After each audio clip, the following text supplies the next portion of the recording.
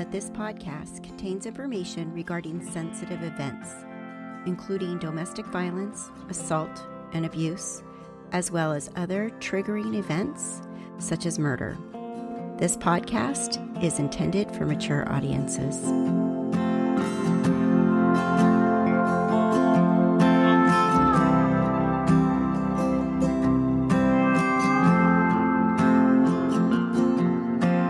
When Alice jumped down the rabbit hole, she immediately regretted her decision. A rabbit hole is a metaphor for something that transports someone into a troubling, surreal state or situation. Welcome to Afterglow, the Unveiling of the Idaho Cult, a series. This podcast will take you down the deepest of rabbit holes as it unfolds. This story is so compelling, so bizarre, and so heinous, it's impossible to look the other way. Chad Daybell and Lori Vallow were dedicated in the most horrible way to an ideology that should only be fiction. Instead, their ideology put them behind bars. We begin with breaking news. Lori Vallow, the mother of two missing children with ties to Arizona, just appeared in court in Hawaii. She was arrested yesterday on counts of felony child abandonment, along with other charges. There's still no word on the whereabouts of those children. Join us as we explore the lives, lies, and diabolical crimes of Lori Vallow and Chad Daybell.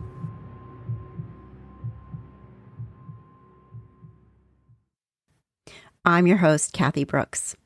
Please follow and subscribe wherever you get your podcasts. For years, I loved her, just like a sister. 3 and 4 It's that simple. are dead. 5, he's next. Hello, and welcome to Afterglow, the Unveiling of the Idaho Cult, Season 1, Episode 1, Who is Lori Cox? Part 1.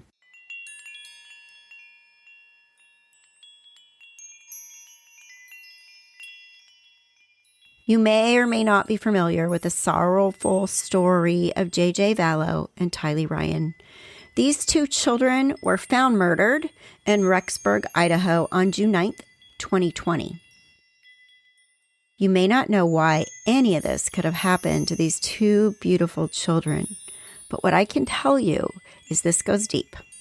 Deeper than an abusive parent that murders their child out of rage and anger. This goes down the cavern and into the workings of a religious network. This network is a cult. This cult hides in plain sight. A group that has a volatile agenda. A cult with leaders that rate family and friends as dark or light, good or bad, worthy of living or marked for death. These people are preparing for the end of times. They aren't the kind of cult living in a commune or hidden in the hills. This cult lives and walks among us. They attend church on Sundays. They are neighborly. They are friendly. They are immersed into middle-class American small-town communities. Members of this cult were sloppy. And due to their lack of planning, their ill knowledge on technology, and their extreme selfishness, they showed the world their cards. Their cards of lust and greed, followed by murder. Murder of at least 4 people, attempted murder of another, and with a very real possibility of more undiscovered murders. At the time of this podcast recording, Lori Vallow Daybell has been in jail for over a year, and currently they are attempting to restore her to mental competency so that she can stand trial. After you hear all about Lori, her history of tumultuous marriages, 5 to be exact, you may have some doubts, just like I do, that Lori Cox Ryan Vallow Daybell is truly mentally incompetent. My opinion, that I will expand on later, is that Lori has antisocial personality disorder, which can also be referred to as psychopath or sociopath. But there's so much to unpack here when it comes to the murder of Tylee Ryan and J.J. Vallow, Lori's children. Here's a recording of JJ with his pawpaw. They say that all good things must end. Call it a night. The party's over. You need to go on American Idol. But before we get on with the story, I would like to talk to you a minute about Instacart. We all have had to adapt for the last year and a half to a new normal. Wearing masks, social distancing, just to name a couple of our new accommodations in life. But normal life and normal routines changed.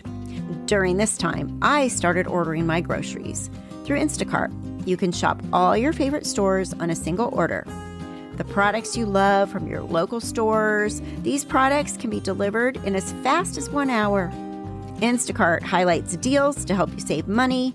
Instacart will pick the freshest produce and keep your eggs safe, too.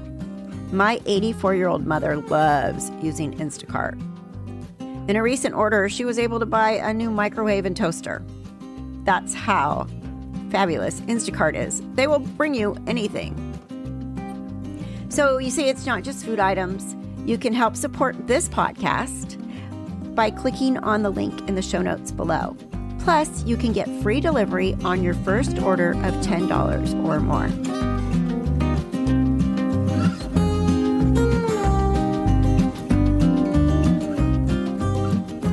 Hi, and welcome back to Afterglow, the unveiling of the Idaho cult.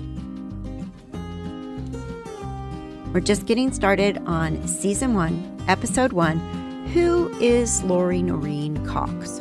Part 1.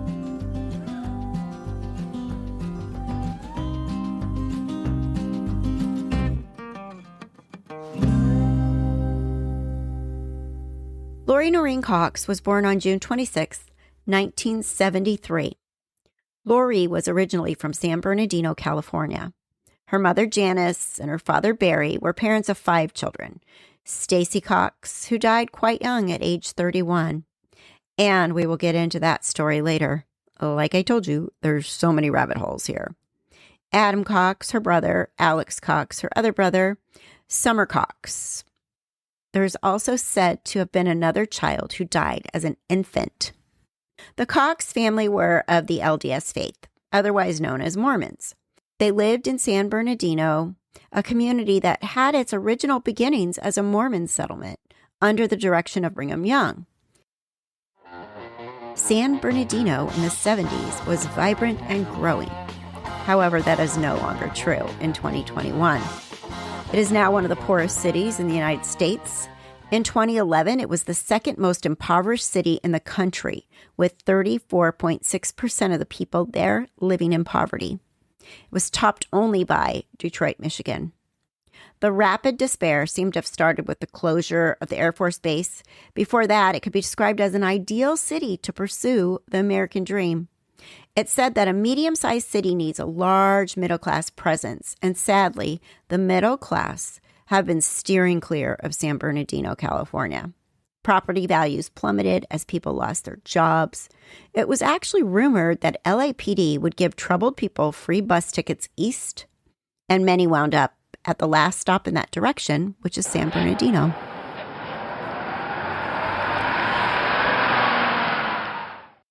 Lori Cox was in the class of 1991, Eisenhower High School in Rialto, California, a community in San Bernardino County.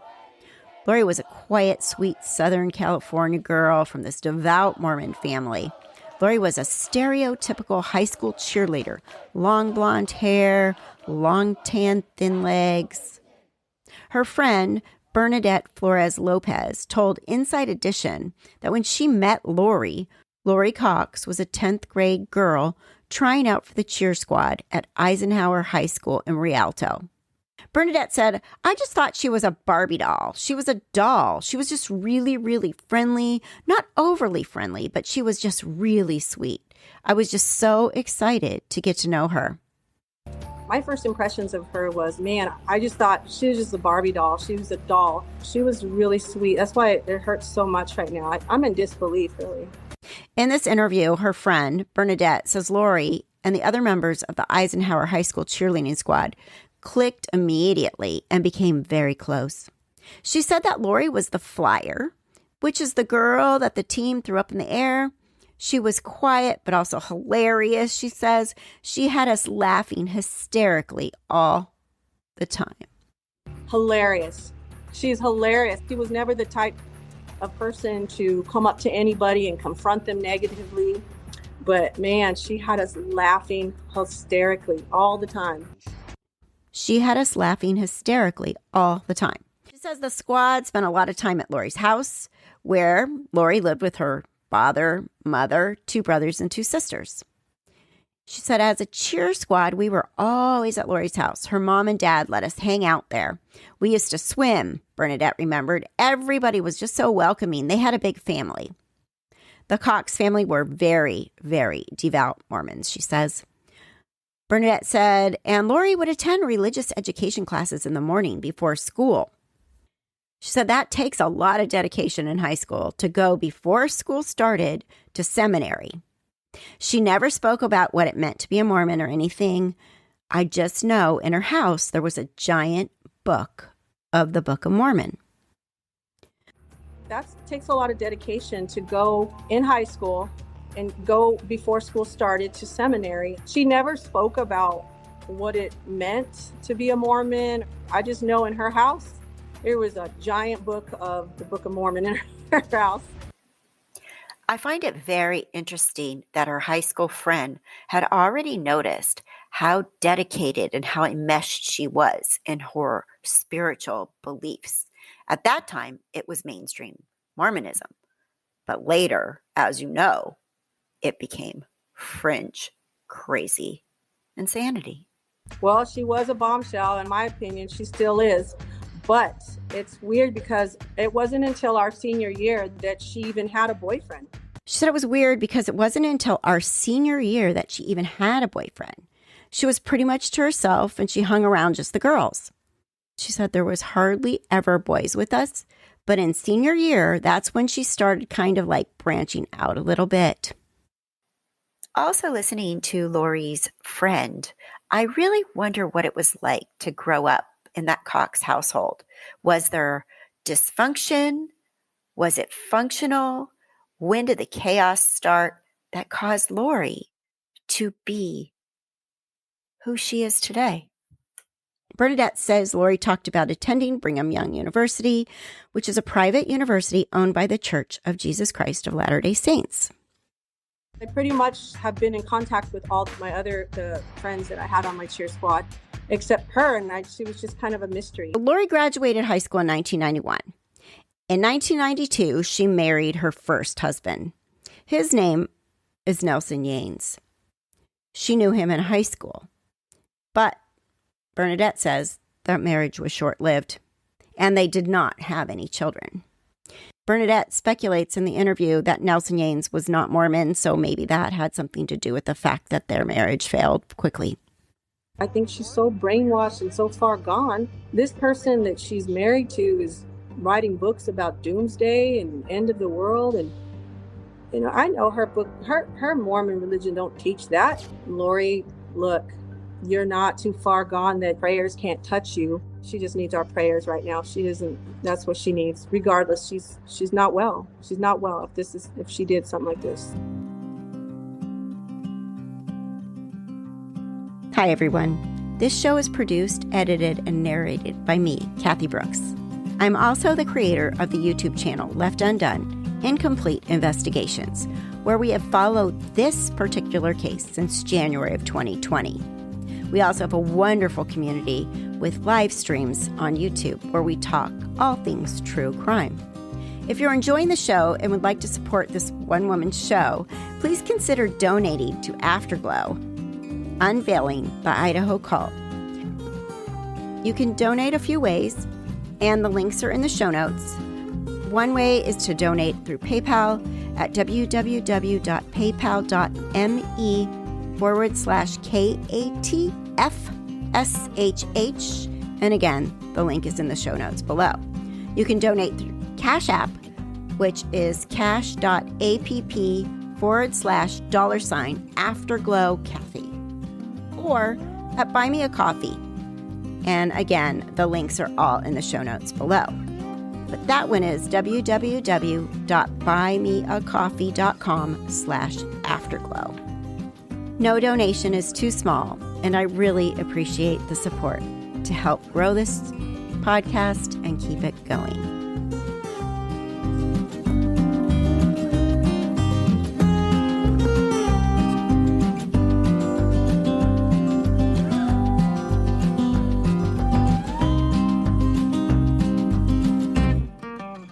Now back to the episode. Lori's mother, Janice, said in an interview that Lori left home at age 18. They had asked her to wait a year, but she left anyway. She went off and got married, and her family did not go to her wedding. Once Lori was divorced from Nelson Yanes, who has remained very quiet during the past 2 years while this horrific crime unfolded, that's when the drama really seemed to get started for Lori. So many years before the murder of Tylee and JJ, the drama had already began in Lori's life. Lori married husband number 2 when she was 23 years old. His name was William LaGoya. They were married on October 22nd, 1995 in Texas. According to county records, Austin, Texas, Travis County. But very soon, all hell seemed to break loose in this marriage. Here is a statement of facts supporting the plaintiff's criminal complaint regarding Lori and William LaGoya. On October 22nd, 1995, I, Lori Noreen Cox, married William John LaGoya. We had lived together off and on, unmarried in Austin, Texas, for the previous 4 years. During our on-again, off-again relationship, William LaGoya, my boyfriend at the time, was mentally and physically abusive towards me. On 2 different occasions, I had to call for the police protection and have him arrested for assault and battery. We were separated in February of 1996 due to this abuse. He went to jail in Austin, Texas. I was pregnant during the last physical assault and battery when he threatened to snap my neck and kill the baby if I ever called the police again to have him arrested. Alone and on my own, I continued to work and take full responsibility for all my expenses. During our on-again, off-again relationship prior to our marriage, I worked and earned all of the household money, paid all of the bills for rent, my car, food, and essentials. William LaGoya did not contribute any financial support. I gave birth to my baby on April 8th, 1996. In July of 1996, my husband, William LaGoya, called me and asked me to come to Brackettville, Texas, where he was living with his parents, to attend his family's baptism into my church. During our relationship, I prayed that he would accept my religion, repent of his carnal, selfish, and sensual behavior, and become a Christian.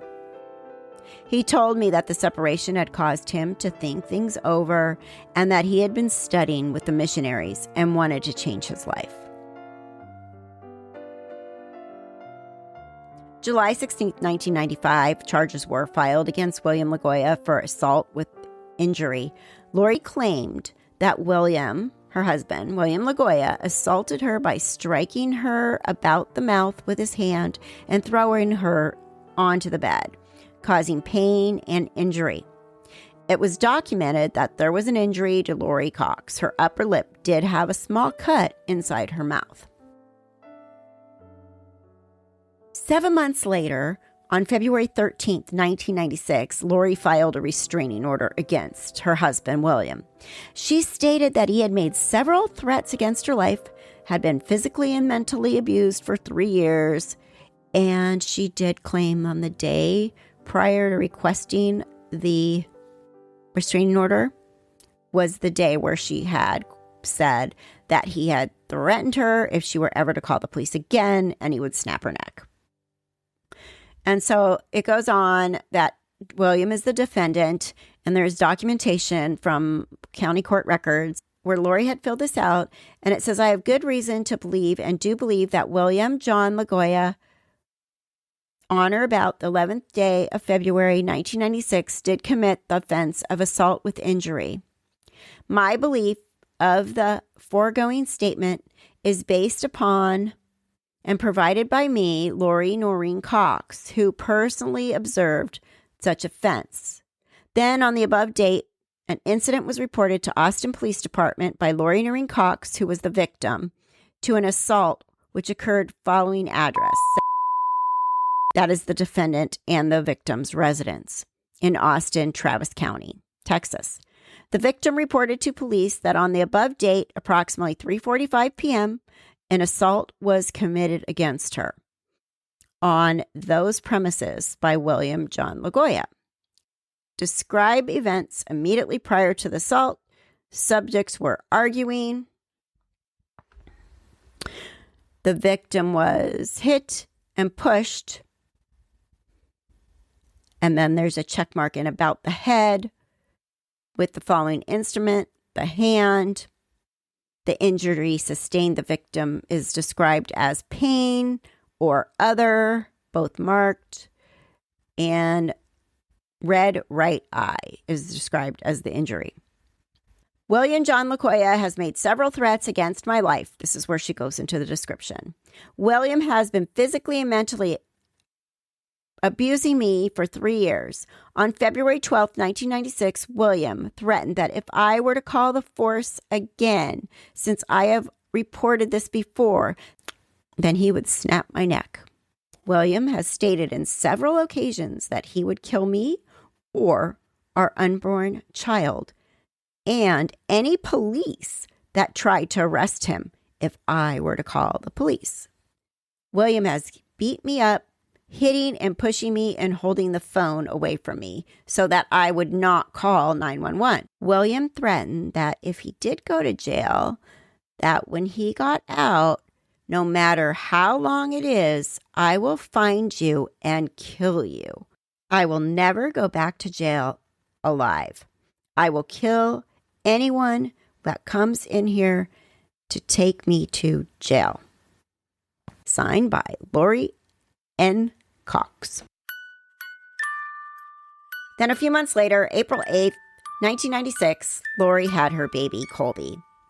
Colby was born in Austin, Texas. There is no father listed on the Texas Department of Health Vital Statistics birth records.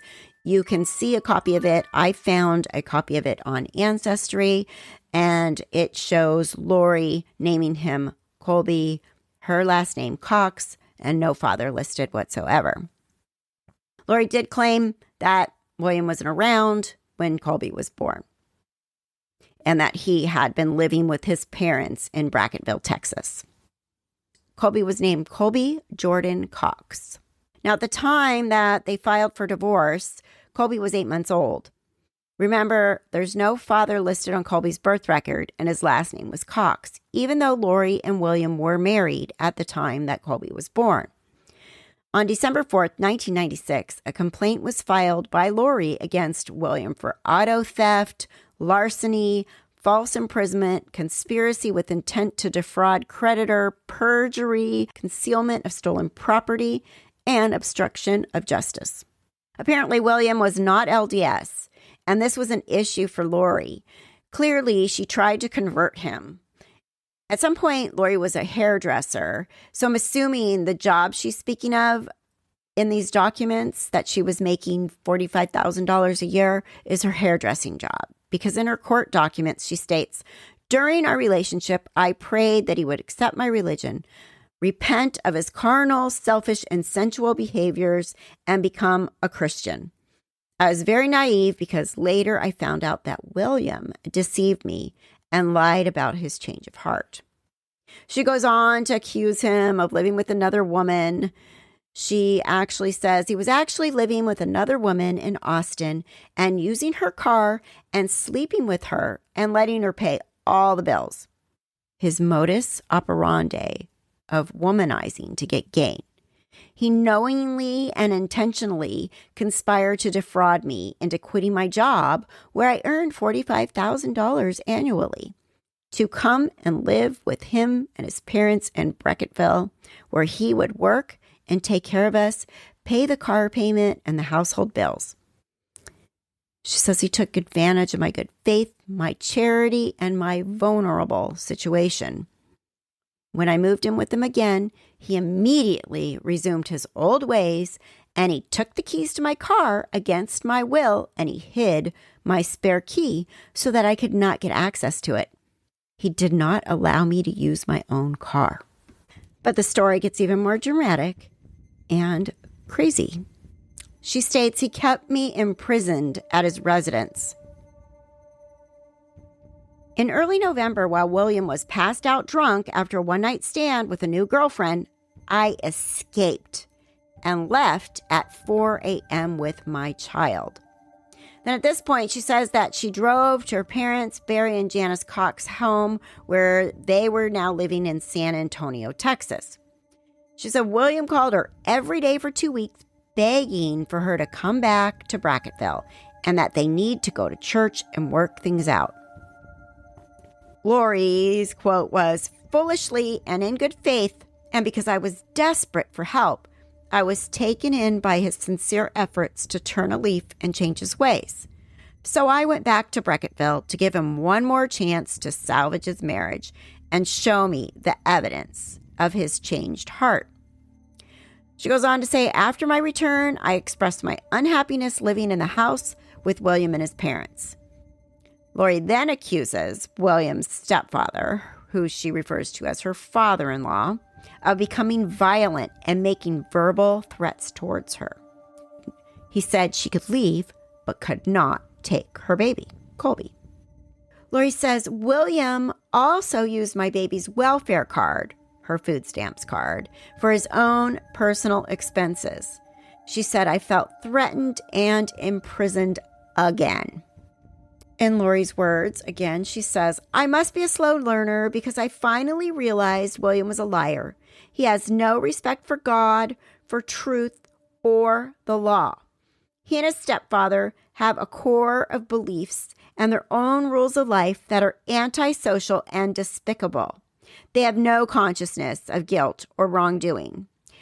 They believe they can lie and cheat and conspire to do evil or break the law and get gain without any consequences.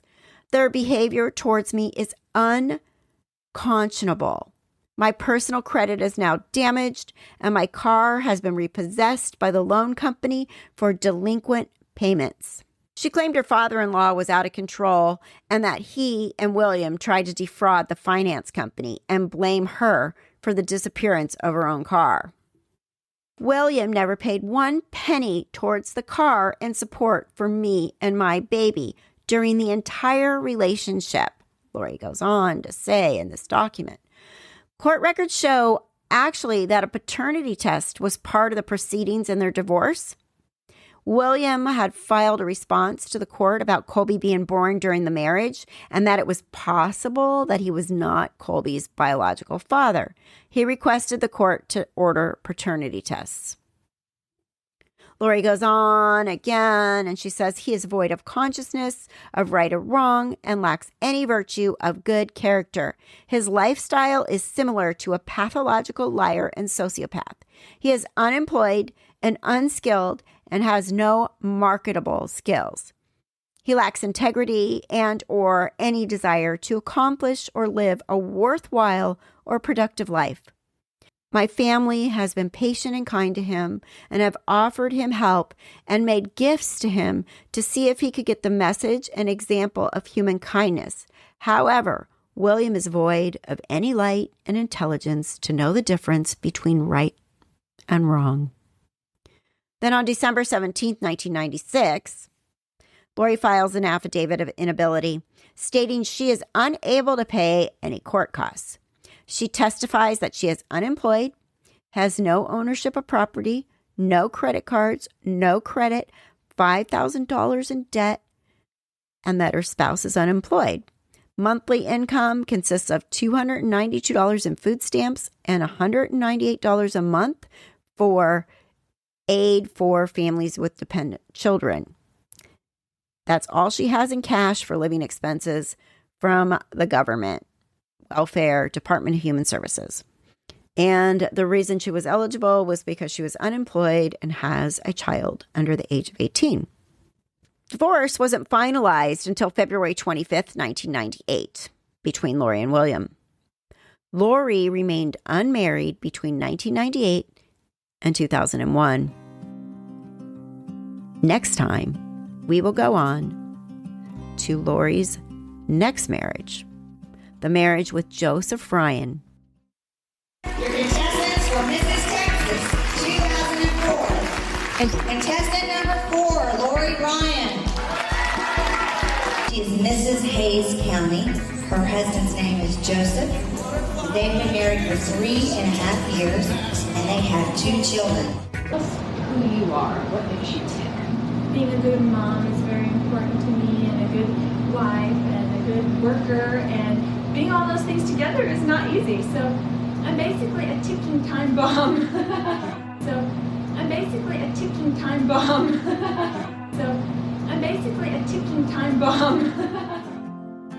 Next time, we will go on to Lori's next marriage, the marriage with Joseph Ryan, who, if you might not have guessed it, had an untimely, suspicious death after their divorce. But we'll get into that rabbit hole on the next episode. See you next week.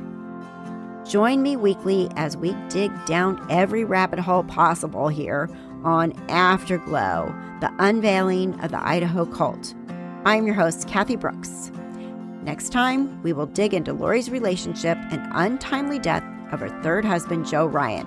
We are truly just getting started. Until next time, stay safe, be kind, stay well. Theme music, Not Forgotten by Dan Lebowitz, produced, edited, and narrated by me, Kathy Brooks. Thank you for being here.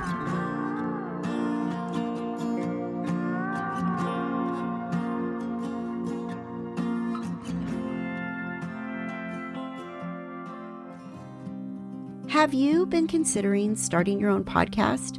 I use Buzzsprout, and it is a wonderful platform. It's easy, it's professional. They will get your podcast into every major podcast platform: Apple, Spotify, iHeartRadio, Stitcher, Google, and more. You can start today with the gear that you already have in a quiet space. I'm in my closet. It works well for the acoustics. You'll get a great-looking podcast website. You'll get audio players that you can drop into other websites, detailed analytics to see how people are listening, tools to promote your episodes, and more. Join over 100,000 podcasters already using Buzzsprout to get their message out to the world.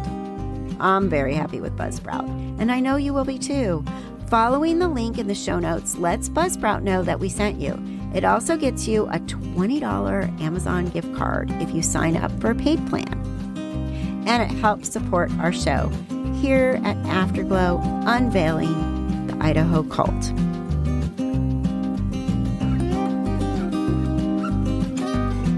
Special thank you to my sources, wickedtruthandfbombs.com, Inside Edition, and KSL.